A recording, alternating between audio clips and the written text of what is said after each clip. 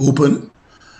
And of course, for me as the coordinator for the GLT, it's a great pleasure, first of all, to have so many presenters agreeing to subscribe to the forward movement of our organization. And when I say forward movement, is the whole question of the learning process, continuing to share our knowledge with our counterparts with the hope that we will become a better organization as we move into the future.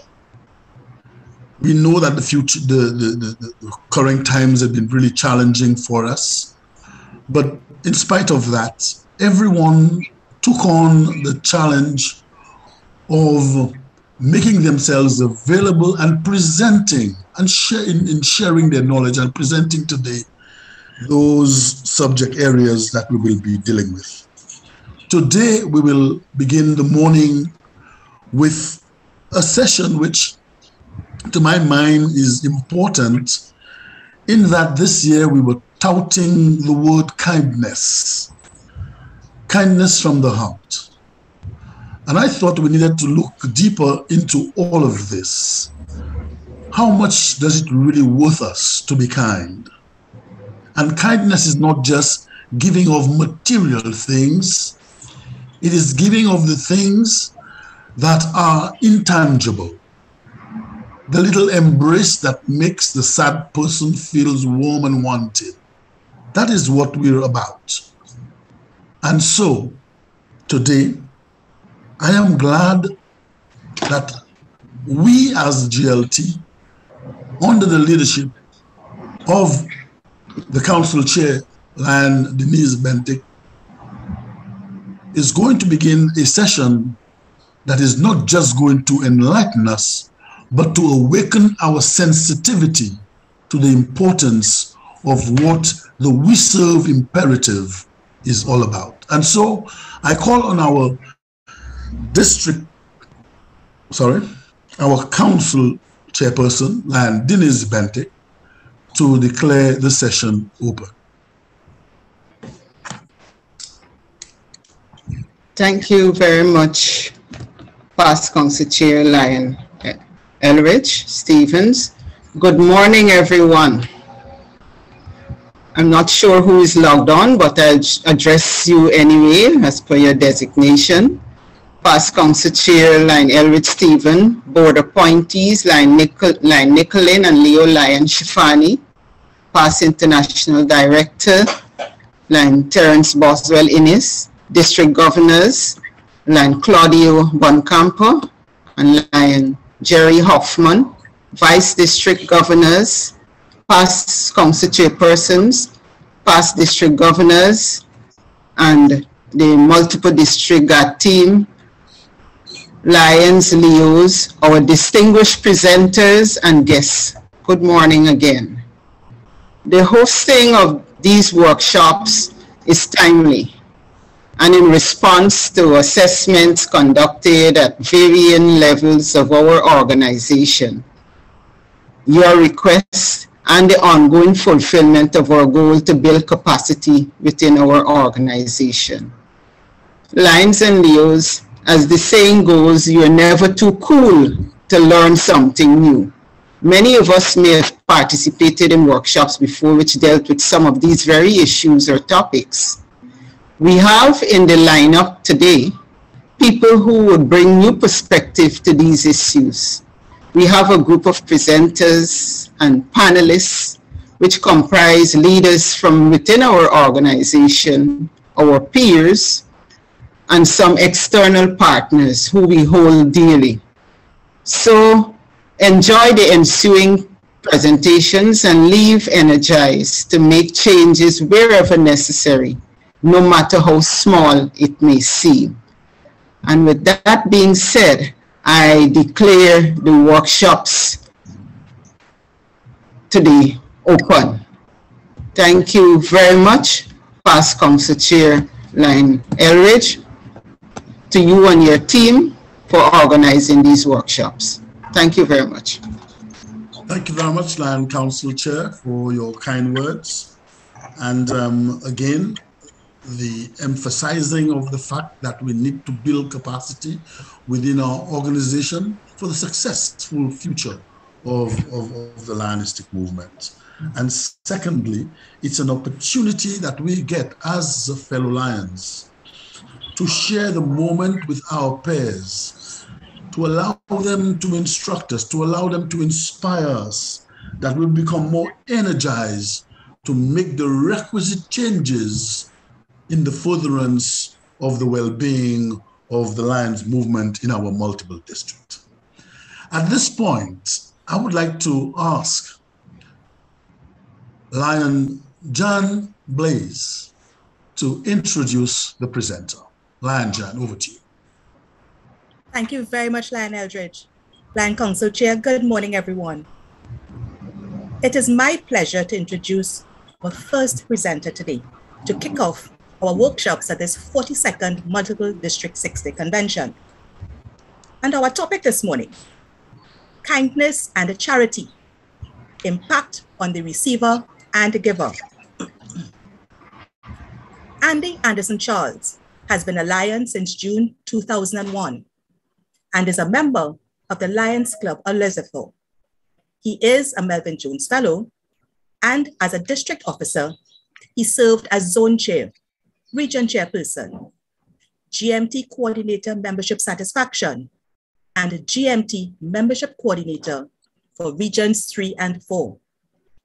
He is a graduate of the Lions Leadership Institute, and in 2010-2011 was a recipient of the International President's Excellence Award.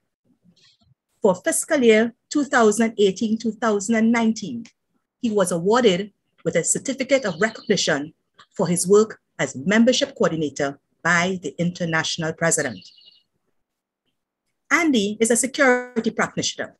He owns a protective services agency, a minister of the gospel, inspirational speaker, singer, writer, podcast host, and development coach. Lion Andy holds qualifications in mentorship and dispute resolution, management, marketing and administration, human and social psychology. He has worked with TCI America, Boston-based, as an independent contractor, doing community development programs with the TNT,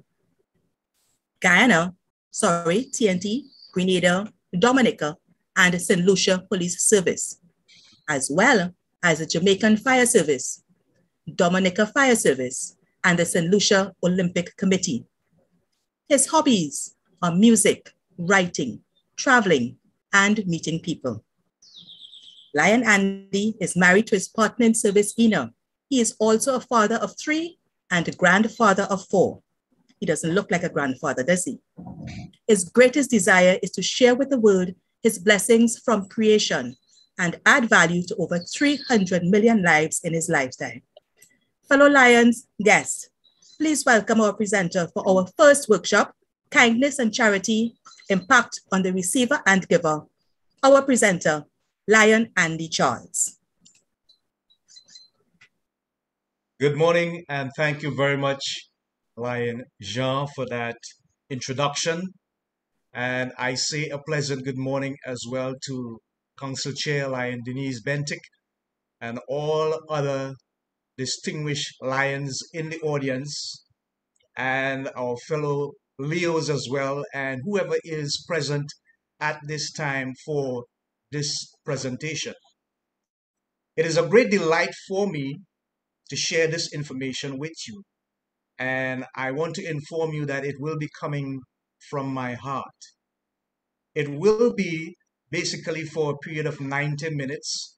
I will take 60 minutes for my presentation, and after which we'll have about half an hour for the panelists to do a discussion based on the information presented in my presentation. There will be some historical content, some religious content as well, but all in keeping with the theme, kindness and charity, and the effects on the giver and the receiver. Again, I say thank you. I want to share my screen with you now as we get into the mood. And I want to sort of prep us, if I can use that term, with an opening song, maybe not all of it, but it sort of sets the tone for what we are going to share with regards to kindness and charity. Understanding that we must be there for each other despite the times that we're living and despite the challenges that we face personally in our lives. You all must remember this classic, Lean on Me, Bill Withers. Music, they say, soothes the soul.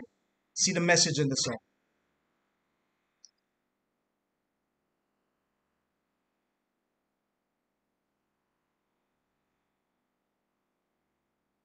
Not hearing.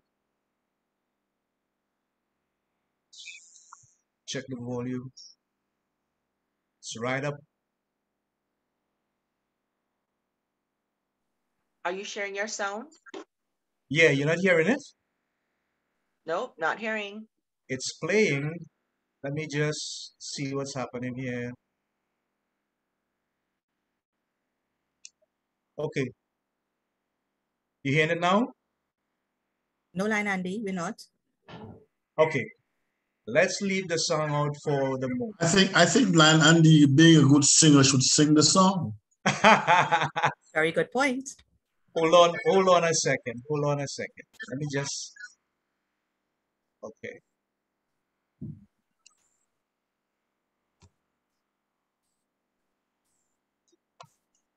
I go back to the top.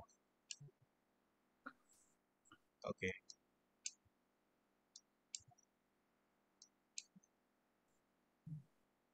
Sometimes in our lives, we all have pain. We all have sorrow.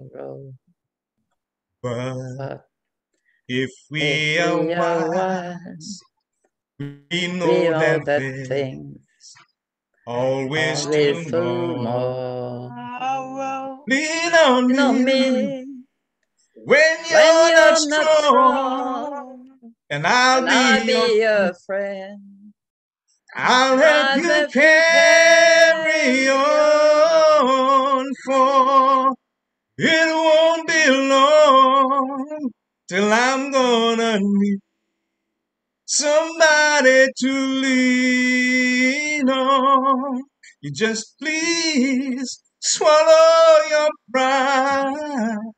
If I have things you need to borrow, for no one can feel those of your needs that you won't let show. You just call on me, brother, when you need a hand. We all need somebody to lean on. I just might have a problem that you'll understand. We all need somebody to lean on. Okay, great.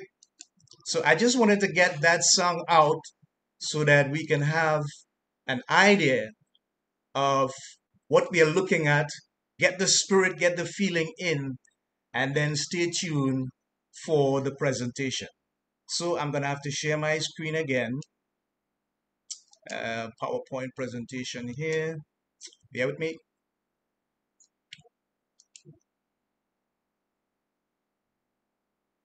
Okay, great.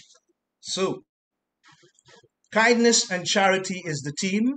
And I said in the context of Lionism and the associated impact on both the giver and the receiver. Of course, I am Lion Andy Charles. I looked like this several years ago. It's a Lions project, an Alliance 42nd Multiple District Convention. And today is the 21st of May. It's the motivational session. I want to ask us a question, but before I do so, let's take a look at the agenda. I hope to present it in this manner, bearing we have the time.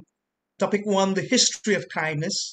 Behind everything that we focus on, behind everything that we study, behind everything that we appraise, there's always a history, a reason and a meaning for it being something that we now are accustomed to, a reality in our lives. And history of kindness is important. The history of charity as well. Impact on the giver, impact on the receiver. And we're going to have a discourse at the end.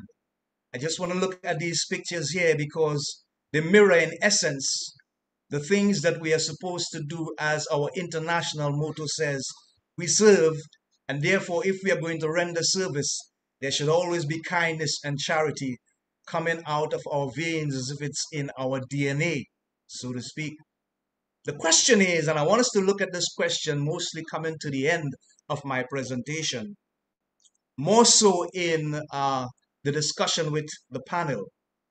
Should Lions be expected to render service with compassion or just show up for projects? Let me repeat that. Should Lions be expected to render service with compassion or just show up for projects? Something to tickle your thoughts indeed. Now, it says here that every act of kindness is charity, from the Prophet Muhammad. I'm not going to try to render anything to propose any propaganda on behalf of religion, but I'm just doing this in the nature of inclusivity. Before I get into the actual presentation, I want to share a story with us. And the story is called Mark's Story. And you will see why I entitled it Mark's Story. The story is being told by this gentleman whose name is David Essel. David Essel is a world-renowned speaker, author, life and development coach, and someone who deals with kindness and charity on a daily basis because he inspires people to live a better life, to find their purpose and their meaning and their destinies, and to seek fulfillment from the things that they are blessed to do as far as their career and life choices are concerned. David Essel recently appeared on my podcast, and he was telling me a story about an individual by the name of Mark. Now, Mark is an individual that is homeless and lives under a bridge. He has no family, he has no job, and of course, he has no fixed place of dwelling. And so David would say, after jogging past this individual for over a specific period of time, one day he met the individual, and the individual asked him, "Sir, can you please give me something?" And he was searching in his pocket for something, and he realized that he did not have anything in his pocket. He was not even prepared to buy anything because he was just out jogging, trying to maintain his health and that balance in his life. And what ensued was that he developed a relationship with this individual by the name of Mark, this homeless guy. And on one particular day, he stopped to have a conversation with Mark. And during the conversation, Mark asked him again if he had anything to offer. And of course, at this time, David had something in his pocket. And as far as he was concerned, it was a $1 bill. So he took out the $1 bill as far as he is concerned, and he gave it to Mark. And Mark said, "Thank you, sir. You will be blessed." What happened is that when Mark looked at the note in his hand, it was not a $1 bill, it was a $5 bill. And David, realizing that he had given him a $5, he said, "I did not even know it was a $5 bill I had. I thought it was a $1 bill, but you can have it anyway." And the homeless guy, Mark, said, "Look, since you've given me a $5 bill, I want to give you something in return for your $5, something that is valuable for your $5. And David looked at him and said, "But what can you possibly give me? I have everything that I need. You're a homeless man. How could you give me something $5 worth?" And he said, "Listen, I am very good at making up stories. So let me tell you a story for your $5, and then you can be on your way. It would only take 5 minutes. And he gave him the 5 minutes. And he said, the story is about a rock. He said, this rock was found lying in the desert by a river all by itself, trying to figure out what its purpose was. And the rock was very frustrated because the rock couldn't find out what its purpose was for. All it knew is that it was just lying there. And then a time came, it began to pray that it would find out its purpose. And one day it heard footsteps and realized that a young man had taken the rock up. And the rock said, wow, maybe it's my purpose to be in the hand of a young man. And then he found himself going round and round and round in a cloth-like material. And he said, wow, maybe it is my purpose to go round and round from this young man's hand. And then he found himself flying through the air. And it was fascinating. And then he hit something with such a force that that something fell to the ground in a thunderous song as if it was an earthquake. And suddenly the rock realized that there were a whole lot of people running around and shouting and celebrating victory because the rock was the rock that David had used to fell the Philistine giant by the name of Goliath.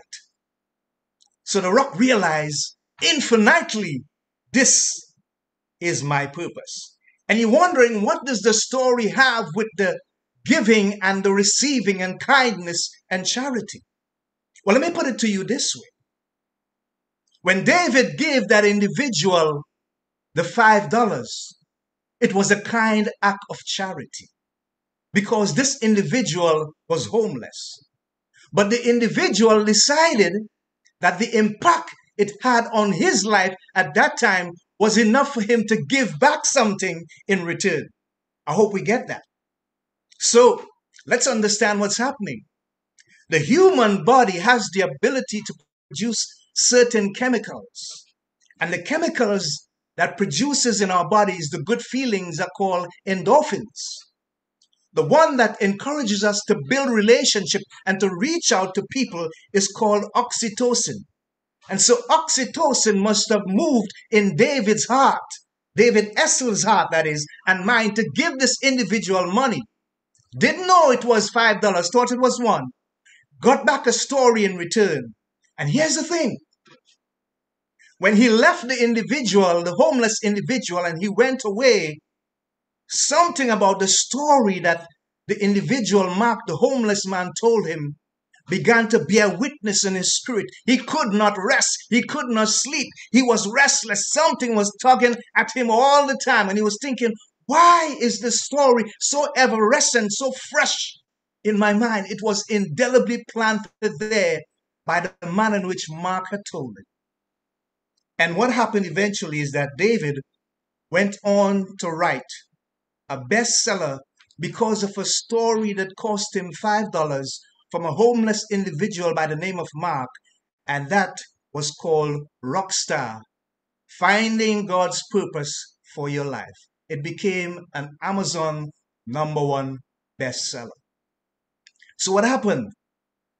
David gave to Mark. Mark gave to David in return. So David was the giver, Mark was the receiver, but Mark still gave because of the effect of receiving $5 when he had expected $1. And that $5, my fellow lions, went into a space of a man's imagination that he wrote a book, and that book brought him sales over $5 million. But the greater thing than that, it impacted over 50 million lives. The point of the story is simple this. You may not know what impact your giving may have on anyone, but the important thing is not thinking about the impact.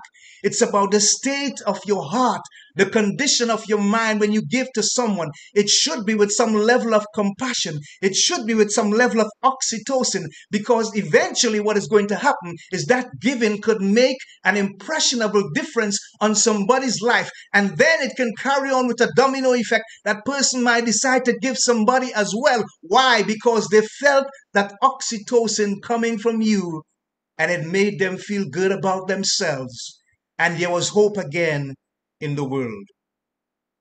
So, that is the foundation of my presentation, the opening salvo, as they would say. But then, how did we get kindness? How did kindness come into the world? When I did the research, it says that it comes from the Old English word, and it's spelled Kynvnes. That is Gaelic English. You can look it up in the histories. And it means nation or produce or increase. The word is further derived from the Middle English word kindnesses, meaning noble deeds or courtesy. The first recorded use of the word kindness was in the 14th century.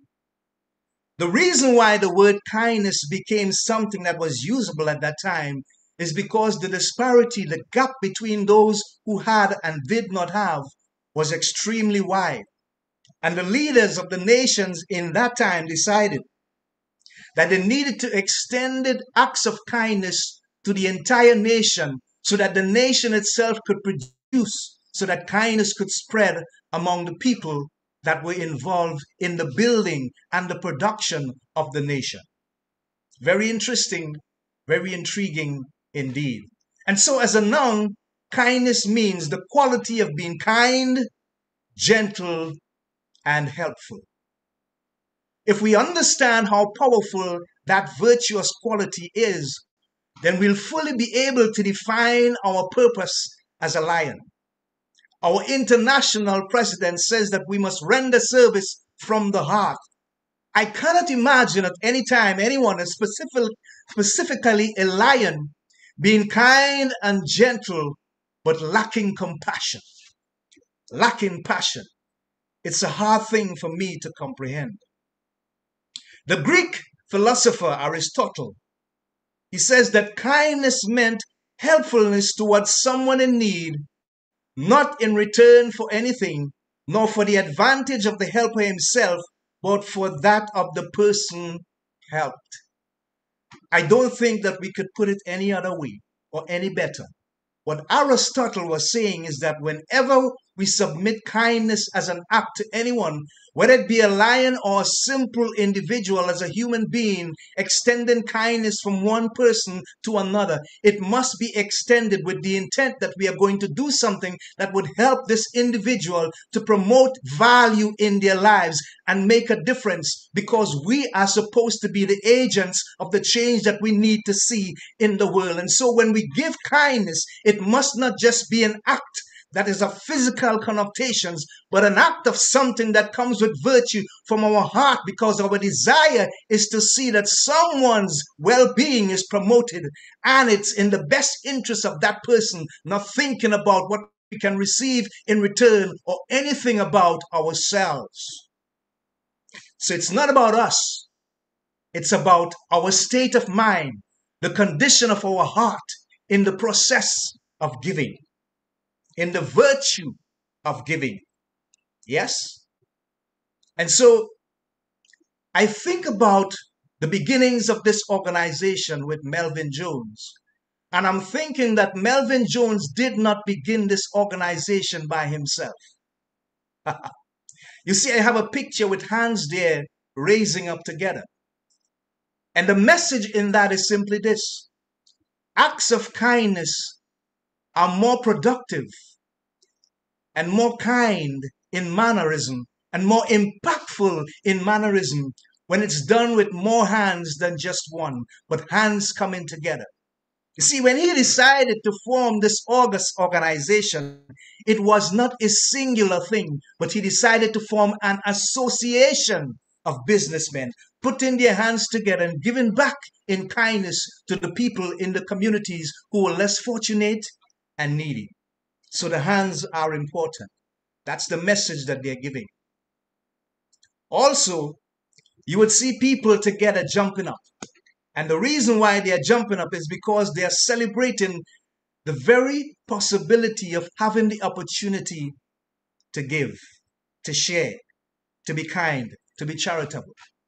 How many of us as lions have that mindset, that we look forward to the fact that We are not just going to do a project, but we are going to make a difference to someone's life.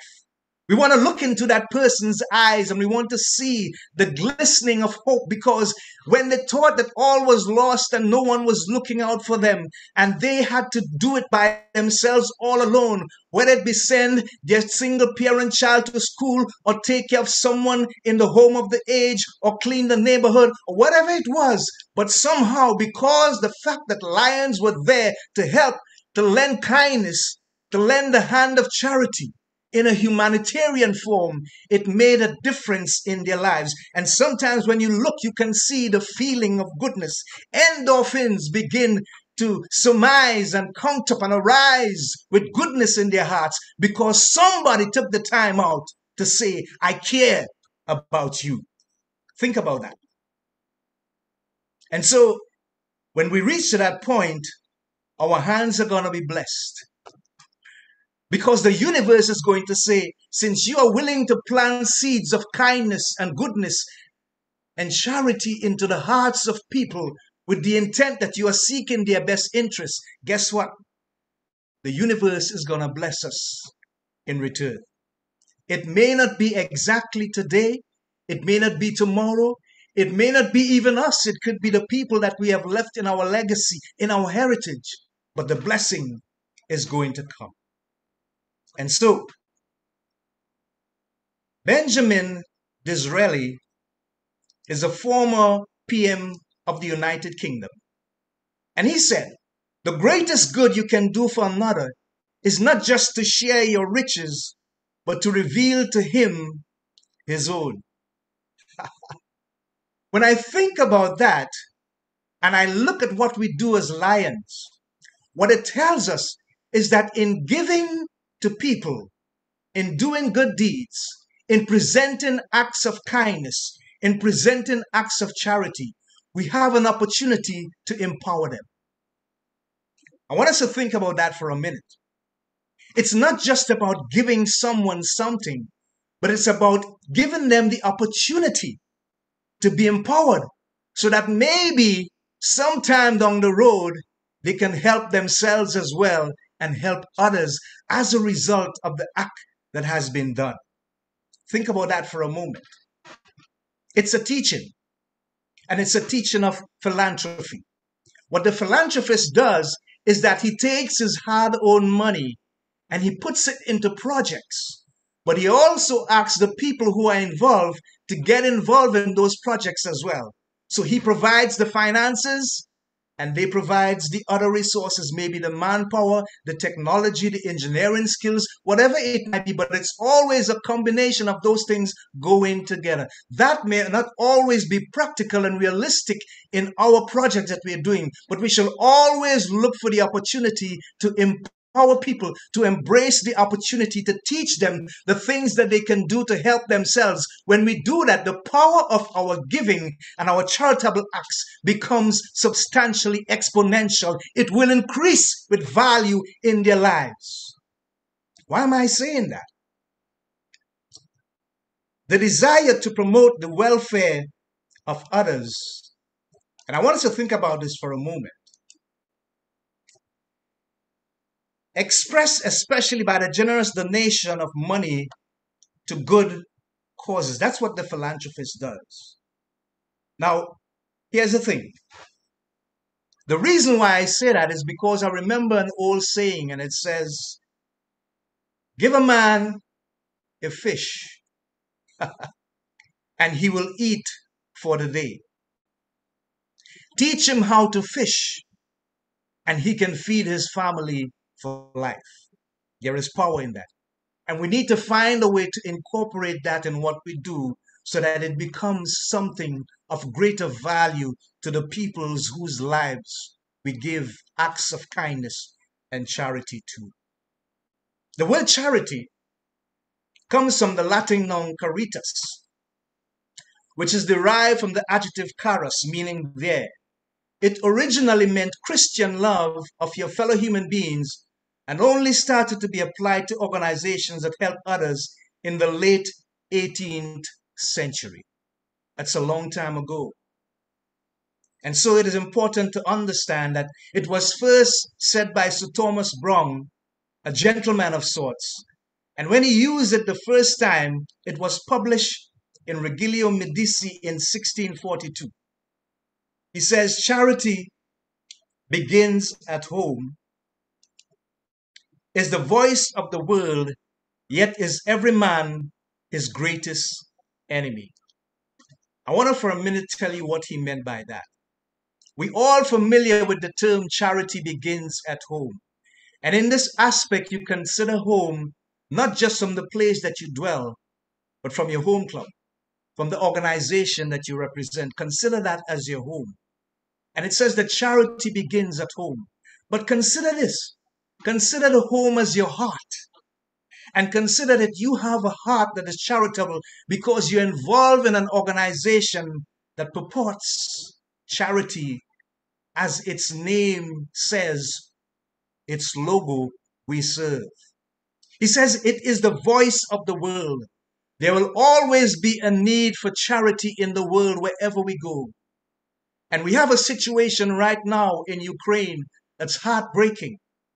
And when we think about it, some of us may have even put ourselves in the shoes of those who are experiencing that dread displacement of their normalcy of lives and trying to figure out, where do we go from here? They certainly are in need of charity. But he said, yet is every man his greatest enemy. And the reason why he said that is because some persons have purported charity for things to put upon themselves and for the headlines and for people to say, see, look at the many good things that he or she is doing. They must have a charitable heart. But the one that who judges, the creator of the universe, is the one that has the right picture, the right understanding. And so what we have to understand is that when we give charity, it must come from the heart. When it comes from the heart, the seed that we're going to sow in the lives of those who receive can bring about rich rewards. Remember the story I told you in the opening with David Essel. He gave, thinking it was $1, it was $5, but he gave freely from his heart, intending to help that homeless person, Mark. And look what happened after, that domino effect. Millions of lives were touched as a result of one kind act of charity. Let us not make it our enemy.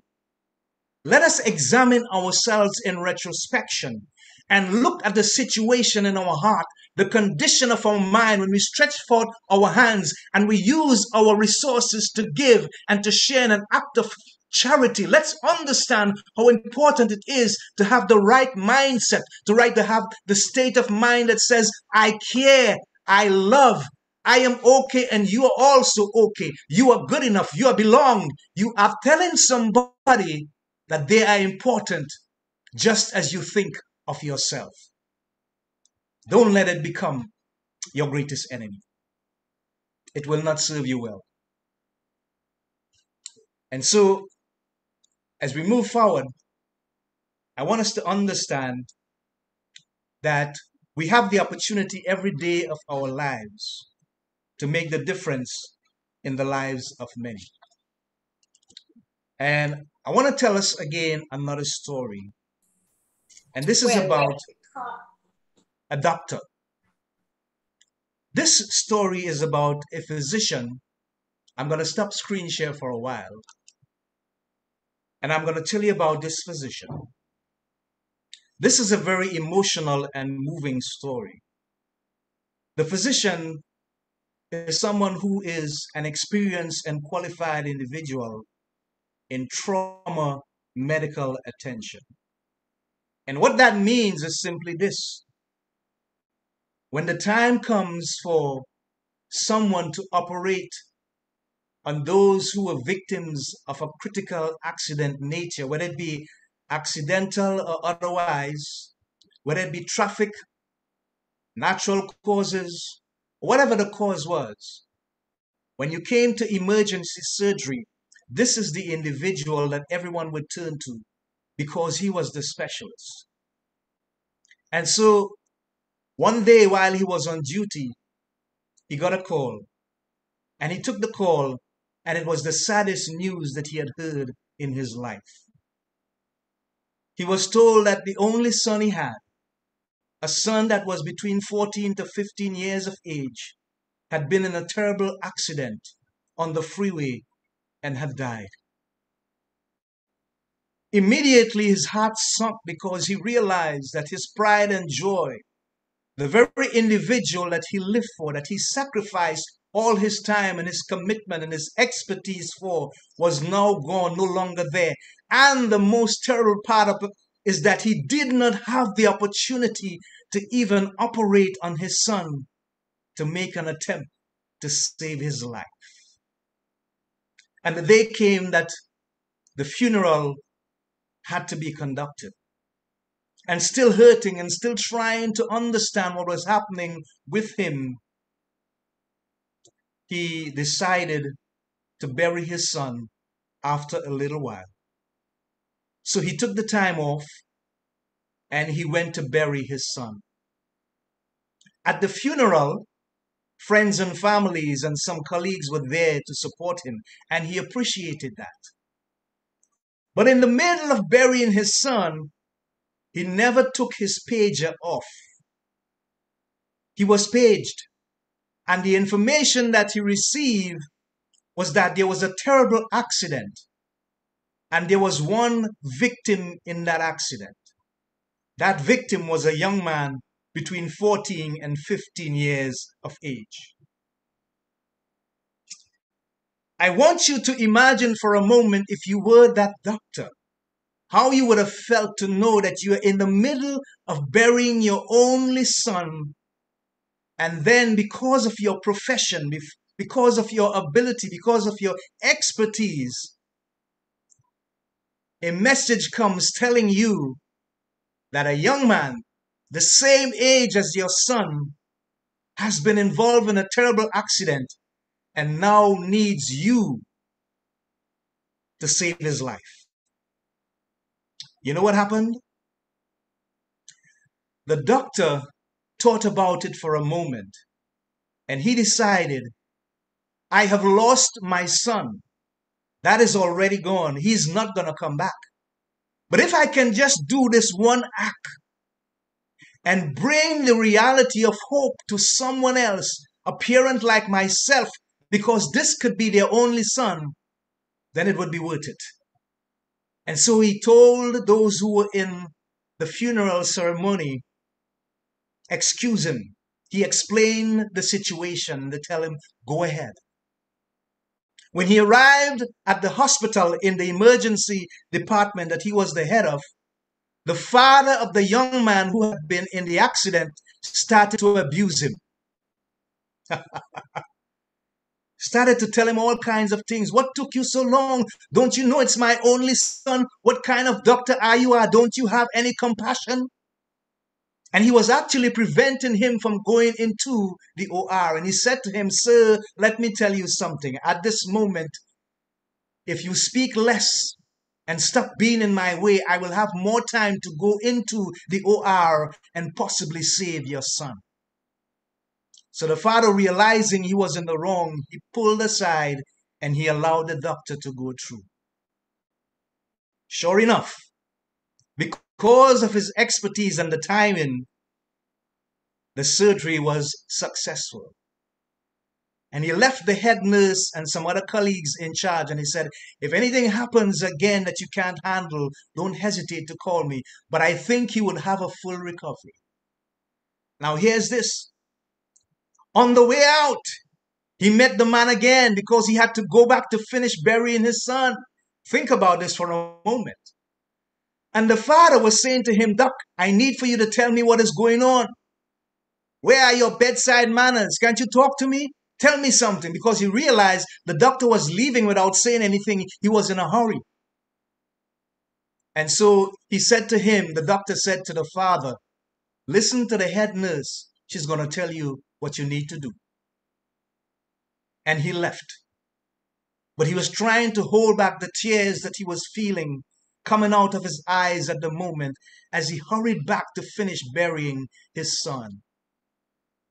And the head nurse came to the father and said to him, Maybe you don't understand what is happening, but that doctor you just abused, that doctor you just confronted, is the same doctor who had to leave the funeral of his son, same age as yours, and come and do the emergency surgery to save your son because he thought it was the best thing to do at the time.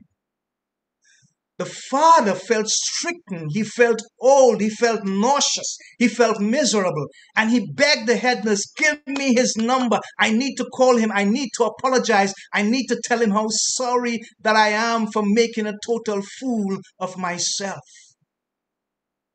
And the nurse said, I cannot do that. And he sat down and he cried. The moral of the story is simply this. You may not be in a situation where you are comfortable with yourself. You may not be in a position where all is going well in your life. You may be in a position where you have felt the loss of things that were dear and precious to you. But even in that moment, if the opportunity comes for you to give and show an act of kindness and charity, you need to have the presence of mind to say, you know what?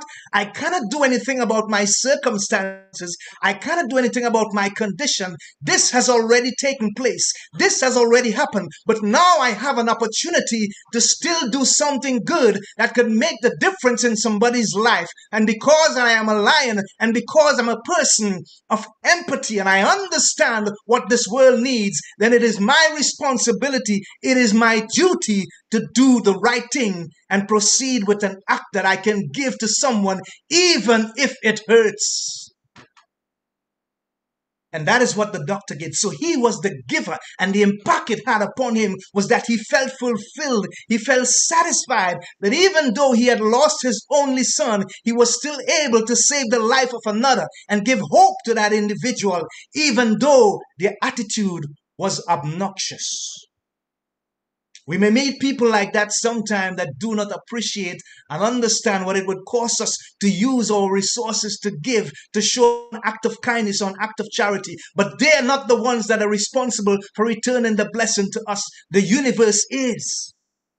And therefore, despite what it might say in terms of their attitude and their mannerisms, remember, we have the opportunity to do the right thing, and we should embrace it with all that we have, understanding that there's a greater reward when we do that which is right in the face of what appears to be wrong.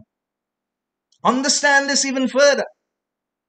The father who received, when he realized the conditions under which he received, when he told that the doctor had left his son who had died, the funeral, and come to save his only son, how he felt. His heart was mashed up. And sometimes the people that we give acts of kindness and charity to, they can feel that way as well. You know what two are the most greatest important things in this world? To be always thankful for life, and to be always grateful for the opportunity to share what we have been blessed with. Let me tell you this. At the end of our day, what is the thing that you want to be remembered for the most? What is the legacy that you want to leave behind? What it is that you want people to say about you after you have died and gone? Because remember, it is not so much what they say in the eulogy that tells who you are, but it is what the people say at the gravesite. Sometimes they may go to a bar, a restaurant, or to the home, and they would say things and you would hear things and you would wonder, wow, is that really who this individual was? Is that really who he or she was? Your legacy is the most valuable thing that stays after you are gone. It reminds people of who you are. So if that is the case, what should we do about our legacy as lions when it comes to kindness and charity, when it comes for the opportunity that we have to give? What would we most be remembered for? Would be remembered for kind acts of charity, or would we be remembered for the person who had the opportunity to do something and did not do it because we thought it would cost us too much, or we were too big, too important? The post that we held from an administrative perspective didn't allow us to go down and put our hands into the act of cleaning the neighborhood, cleaning the beach. It was too much for us to take 5 minutes out of our busy schedule to take an elderly person to the drugstore so that they can fulfill their prescriptions. Small little acts of charity and kindness we can do every day. The impact upon us is that we can receive blessings in our lives from the universe. The impact on the receiver is that we give them hope and the opportunity to understand that there is still somehow someone out there who cares, who is willing to make the difference. The greatest thing that you can do is to give someone something out of your need. You must be saying, Brother Andy, that sounds like an oxymoron. I have need and I'm going to give someone. Well, let me tell you a personal story as I close. I remembered once I went to an outing and there was this individual who was really down and out on their luck. And they did not have food or drink. They were hurting, I could see that. And everybody was eating and leaving that individual out. I was single at the time, and I had only brought rather meal for myself and drink for myself. And we had a long day, so I was tired. I think we had done some hiking and stuff. So I was tired and I was hungry. I was thirsty. And I wanted to eat all that I have and drink all that I have and burp and feel good about myself. That would have been okay. But right before me in my presence was someone who also had a need because they could not afford a simple meal and a single drink for themselves. And I did share. And although physically I was not totally satisfied, the fact that I was able to share out of my need to the need of someone else, that gave me the greatest level of satisfaction. And I felt endorphins coming all over and oxytocin because I was able to create and build a relationship with that individual. The moral of my story is simply this. Even if when you think that you need to satisfy yourself and there is the opportunity arises for you to give an act of kindness or charity, think about the other person's need that may be more than yours, because you can always share what you have. I want to go back to the beginning. Remember I told you the story about David?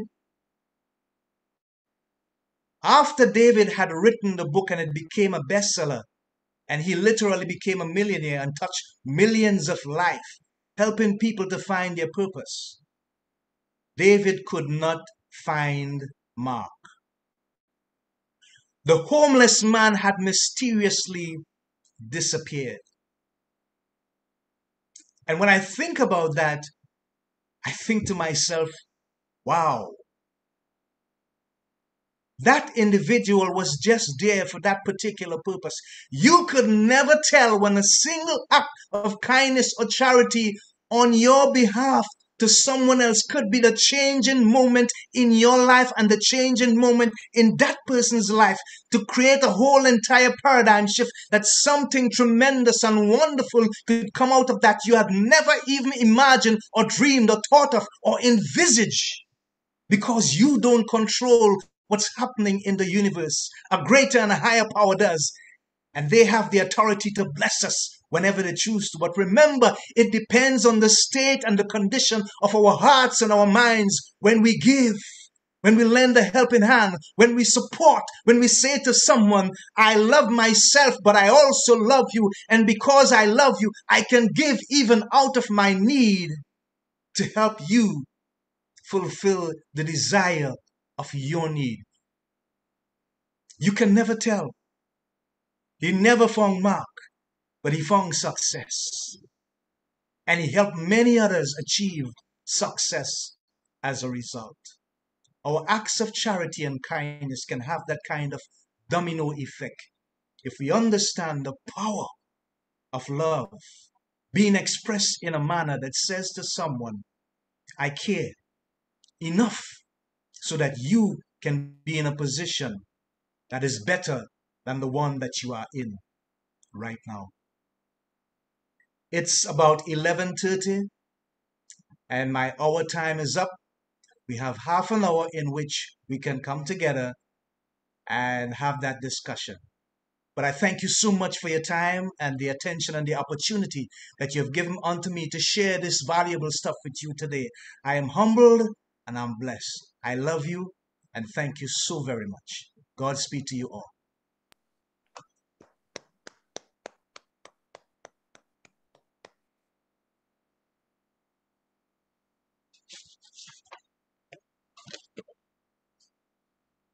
Thank you very much, Lion Andy. I have no doubt that you would be in a position at this point to answer questions.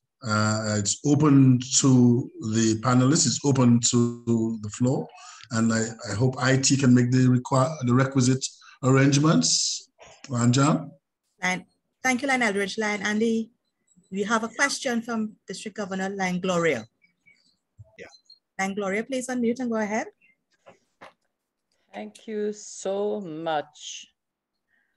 I'm so overwhelmed.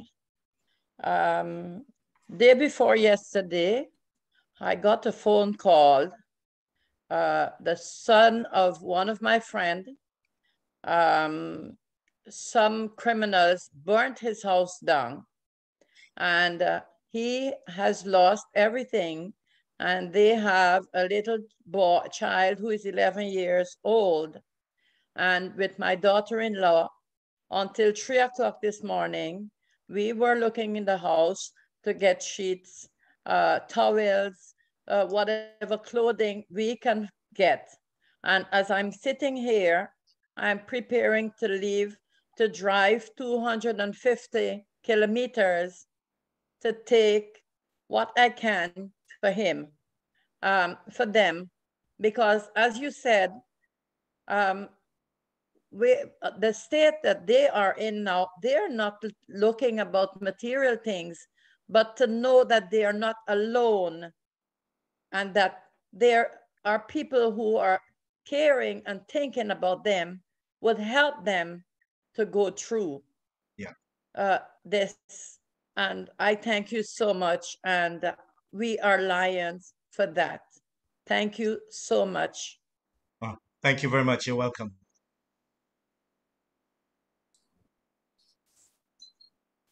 In the chat line, Andy,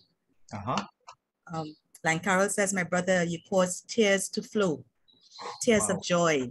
Wow. Food for thought. Thank you. Okay. You're welcome. Excellent presentation, Line Andy. Blessed to be blessed. Very moving. Lots of thoughts were going through my mind. Some of the comments in the chat. Thank you. We have no other raised hands at this time. Okay. If attendees wish to ask a question or to say something, they just raise your hand and we will unmute you.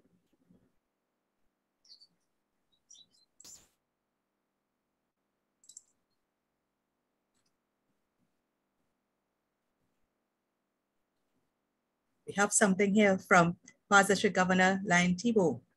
Greetings, Council Chair. Especially presenter, Lion Brother Anderson Charles. Powerful preacher, motivational speaker, teacher, healer, storyteller, and of course, singer. Lean on me. Lion Bikram is saying very touching. No wonder referring to your life experience. And thank you for your meaningful presentation, Lion Andy. Thank you. Some of the comments in the chat. Yes.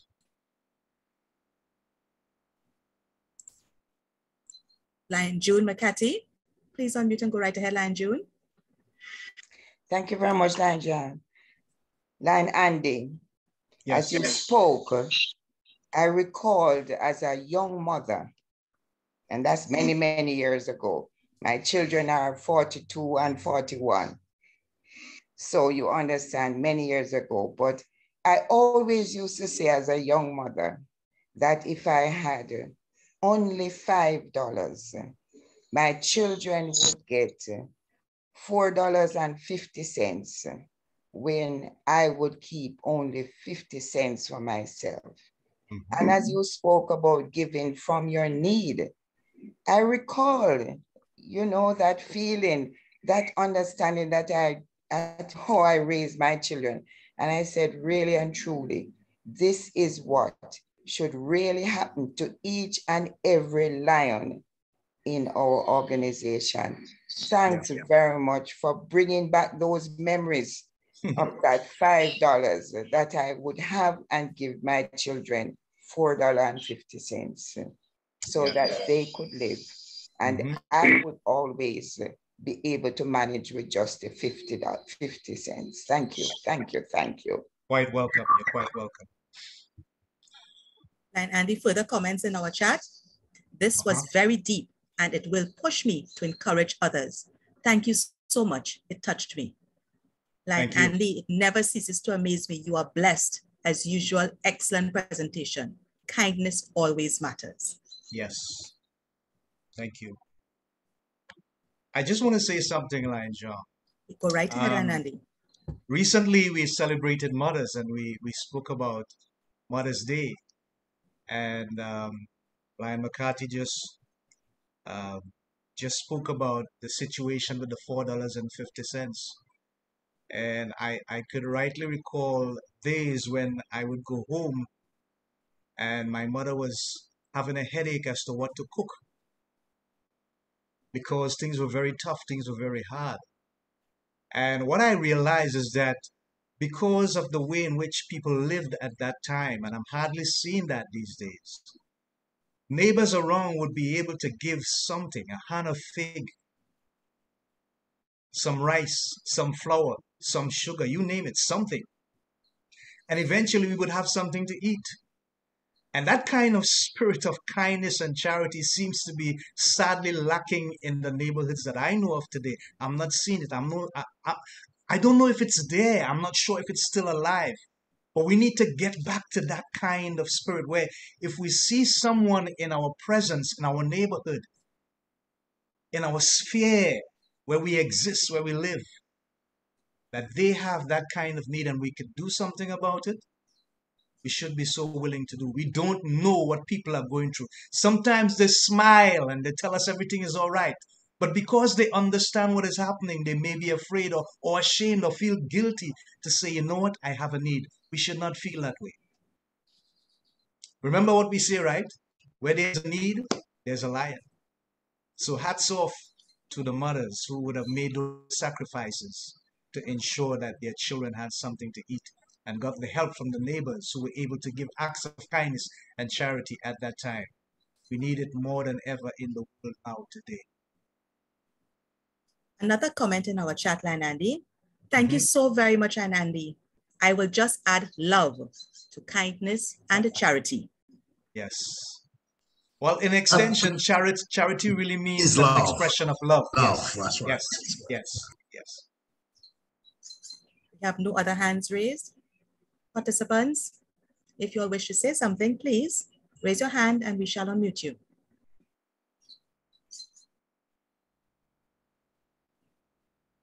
No comments or raised hands at this time, Lion Andy. Okay, fair enough. Oh, Lion Thibault would like to say something. Lion Thibault, please go right ahead.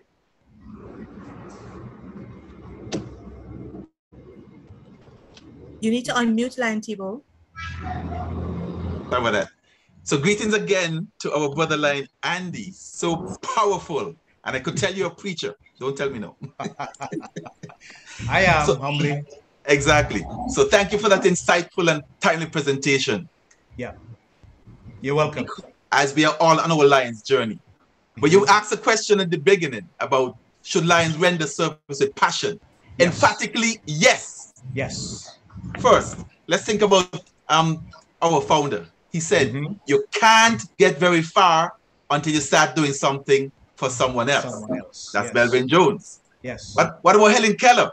She said, we are never really happy until we try to brighten the lives of others. Yes. Helen Keller.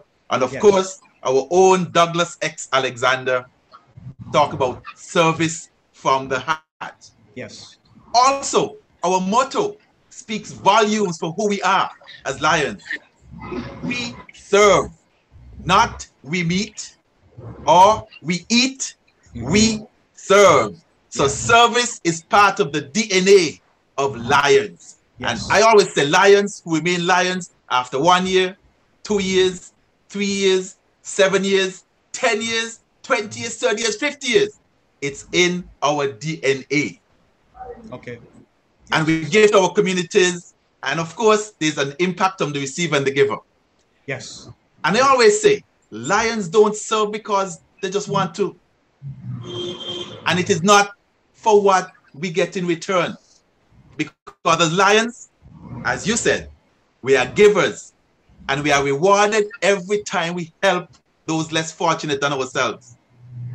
Those endorphins, I'm sure you all as Lions have felt it. What we call the aha moment. That's when you became a Lion. Not when you became a member, but when in giving kindness, in service to the community, you felt that in your heart. That altruism, those endorphins, those serotonin, those dopamine, the happy hormones, the feel-good hormones. And guess what? You're also a doctor. So it also helps with anxiety and depression. Case in point myself, during the pandemic, when I feel depressed and when I feel anxious, guess what? Just by going out in the community and serving, by giving, I felt better afterwards. Because as my cousin Lion Carmen Matthew said, an act of kindness can boost feelings of confidence to someone and in return encourage others to repeat the good deed they experience, what we call paying it forward. So thank you again for your excellent presentation, and I challenge everyone to spread kindness and charity because it is mutually beneficial to both the giver and the receiver. So give up your time, your talent, and your treasure because kindness matters. Thank you. Wow. Wonderful. I just want to add something to his quotations. He quoted from Melvin Jones and, of course, Helen Keller.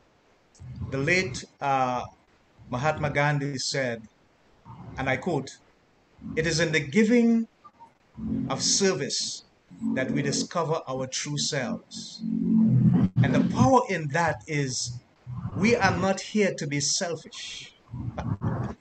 We are here to be sharers. And so if we really truly want to discover who we are and be fulfilled by that discovery, it is important that we understand we must give service. It is the basic fundamental value of any human being. So thank you, Lion Thibault. Much appreciated. Thank you, Lion Thibault. We have a few other comments in the chat line, Andy. Yeah. One person says, this session reminded me of the theme of past Council Chair Lion Isaac, which was a passion for compassion. Lion June McCarthy also says, it really takes a village to raise children, and this still remains true. Yeah. And Lion Angela has congratulated us on an excellent start on our workshops. Thank you very much. Somebody also says, sorry that they will not be with us later, but they will be on their way to share love and kindness with someone in need. Past District Governor Lion Maureen Graham, she says, this is one of the best presentations I have had the opportunity to be part of in a long time. My only regret that not more of our members are on right now. Congratulations for a fantastic presentation. And they're asking us to please make sure that it reaches us, the presentation. Oh, I'm not sure, so we will see how that happens. Yeah, we'll see. Somebody says it's so true. I fully felt like a lion after my first feed of the poor. Yes. Lion Tebow is being congratulated. Fantastic presentation. Somebody came in late, but they said, thank you. They enjoyed what they were able to take part in and to get in. Yes. As for the receivers, Lion Tebow is saying, we too often underestimate the power of a touch, a smile, a kind word, a listening ear, an honest compliment, or the smallest act of caring. Yeah. All of which have the potential to turn a life around. Yes. Most lions want to serve and help because they want to, and not for what they will get in return. Yeah. As lions, we are rewarded every time we help those less fortunate than ourselves. And as lions, we get something that's even more valuable, the satisfaction that comes from changing lives. Yep. Lion Tebow, somebody just said, you said it best. Thank you, Lion Tebow. Those are the comments on our chat at this time. There are no other raised hands. Anyone interested in saying something? Lion Andy, allow me to tell you my aha moment. Yes, Lion Tebow mentioned it. Okay. I had been a lion for a few years, but my club had linked up with the dental students at the Rima Hospital, and we had gone to the village of Mondo Nuevo, which is way down a little piece, and we did some dental extractions. We got there and we did quite a few. But that Christmas, we went back to do a children's Christmas cheer. And as I walked onto the school compound, a little girl came up to me shouting, Miss, look, it's not hurting anymore. I cried. Wow. But she remembered me. I didn't remember her, but she said, Miss, it's not hurting anymore. I cried. Wow. That was my aha moment. Great. Wonderful. Thanks mine. for sharing. Thanks for sharing. Wow. Lion Marvin Grant says, excellent presentation, my brother. I wish the world was listening. Whew. Wow, that's heavy. Yes, very. Yeah. And if I may say something, well, I posted in the chat also, but I just wanted to add that, we have many hidden treasures in our organization. Lion Andy? Yes, ma'am.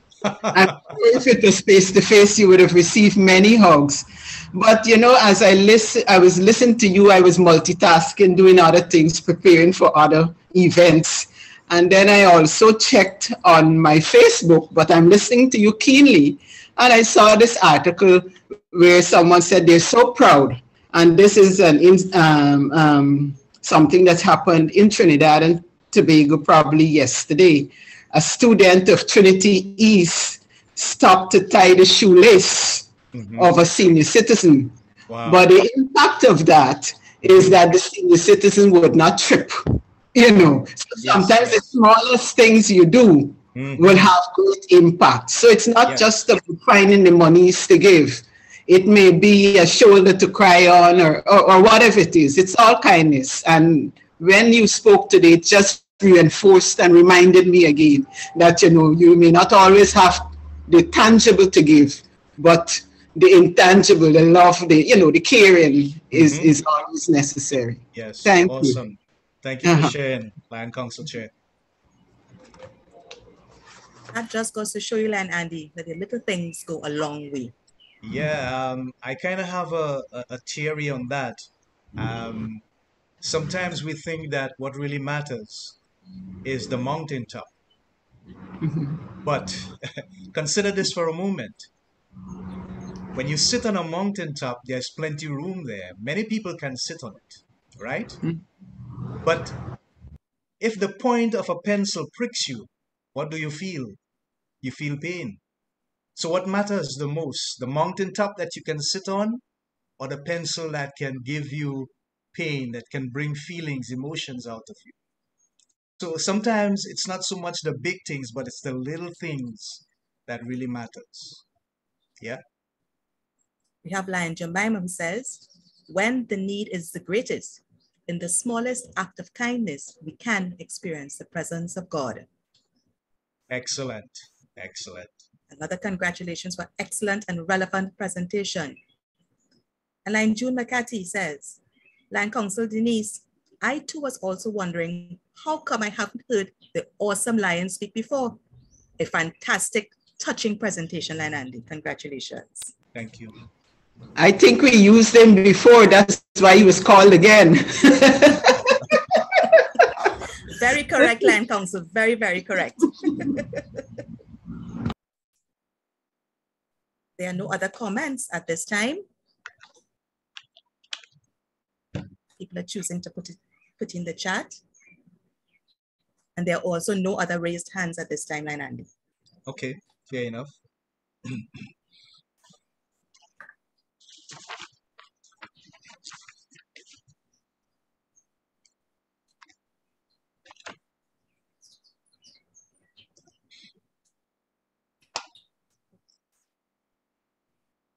That seems to be it at this time, Lion Andy. No other comments? No raised hands. Fine. Thank you so much for the opportunity and the time and the commitment. And it is my deepest desire that the many people whose lives that I feel I am destined to touch will be added today as a result of the opportunity that I have been given. And I want them to remember the experience. This is not a sugar rush. It's not a one-stop shop. This must be a continual revelation, something that would take us to places where we desire to be inspired, and someone will not have to tell us. We would naturally want to be kind, to be charitable, to be generous. It's the greatest virtuous feeling that we have, and one that needs to be shared with the world today. So thank you so much, so much. Love you guys. Thank you very much, Lion Andy. Lion Eldridge, over to you. Thank you so very much, Lion Jan, for managing that aspect of the presentation or the operation of the presentation. Allow me to just make one last comment, just went into the chat.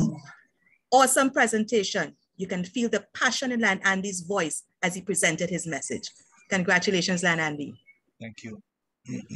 Thank you so very much. And I want to, it's a pity we were not getting a lot more questions for Lion Andy to delve into, but I am extremely excited that there were so many great comments about the presentation itself. Of course, when we started off, there was a little glitch, a bump in the road. And knowing that there were skills hidden, talents hidden that were not yet unfolded, we called on Lion Andy to sing. The inspiration began from that point. And I feel very, very, very pleased that we encouraged him to sing, because we did not miss a bit with the little glitch that surfaced during that period of time. Lion Andy the singer, Lion Andy the preacher, Lion Andy the teacher. That was inspiring. For you are sharing blessings today that you received with us. Now that we have received that blessing, it is important now for us to go out there and further share all of those blessings you have shared with us. Yes, we need to get our shoulders ready that someone could lean on us. We have to be there for each other, particularly in our association, wherein we are not all equal in terms of intelligence or ability. We must find time to be tolerant and to accept. For me, the oxytocin you spoke about, I feel it even now. And it's for us to continue to replenish when we have utilized it from time to time. And opportunities like this presentation, Lion Andy, no doubt, does the trick. So we must always go back to replenish the oxytocin. For the noble deeds we do, every time we do it, we promote value.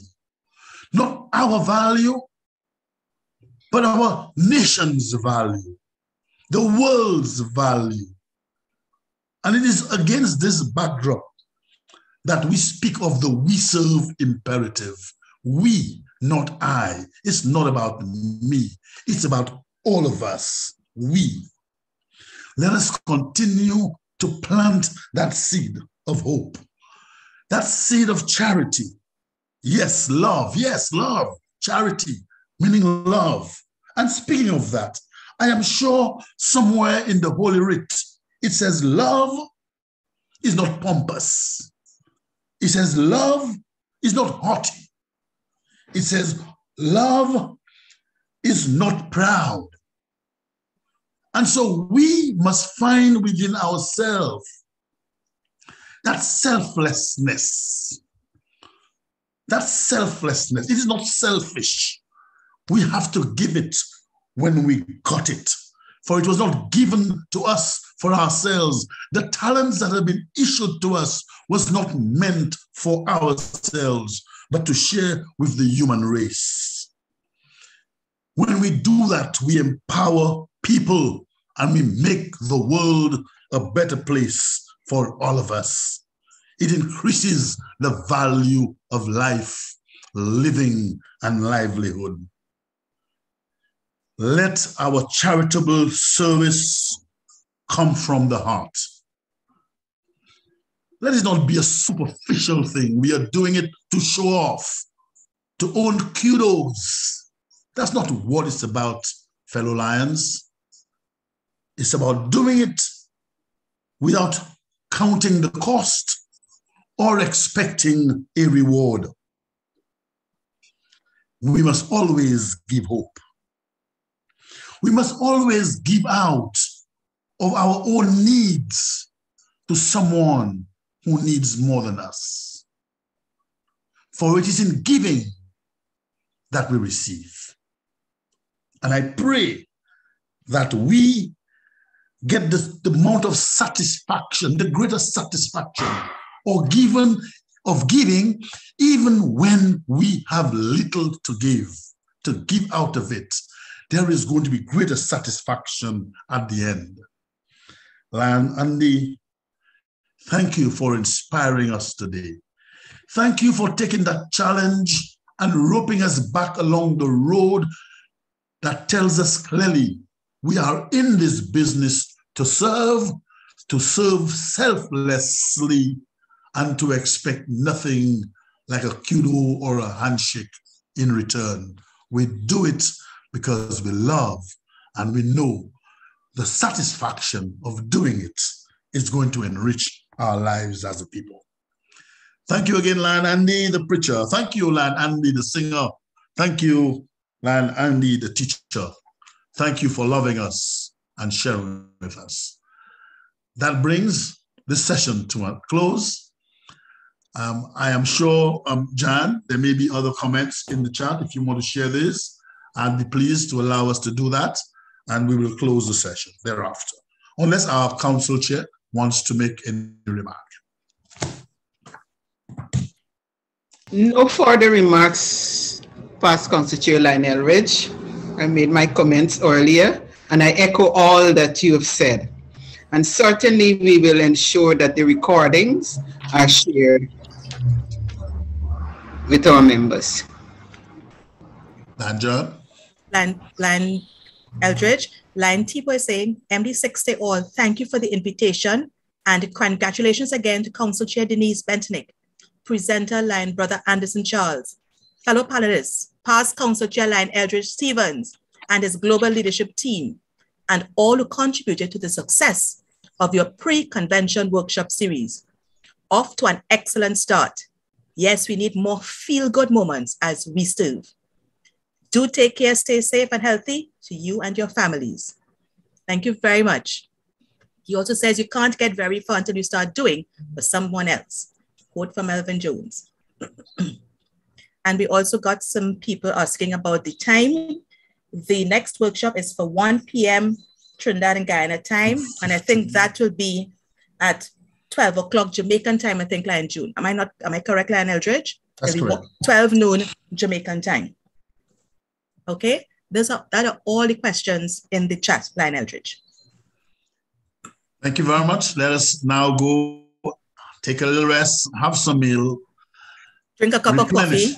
Replenish, and now you have all the time to take all the coffee you want and come back so we could have a splendid time, because the stock of workshops that await us, I must say, is going to be inspiring. Andy has gotten us off to a fine and super start, and there is no letting down. Thank you very much again. God bless you. See you at 1 o'clock this afternoon. Lion Bikram is just reminding me that will be 1 p.m. TNT time, Guyana time, 2 p.m. Suriname time, and we're bringing it back. It'll be 12 noon Jamaican time. So I think we covered all the time zones there.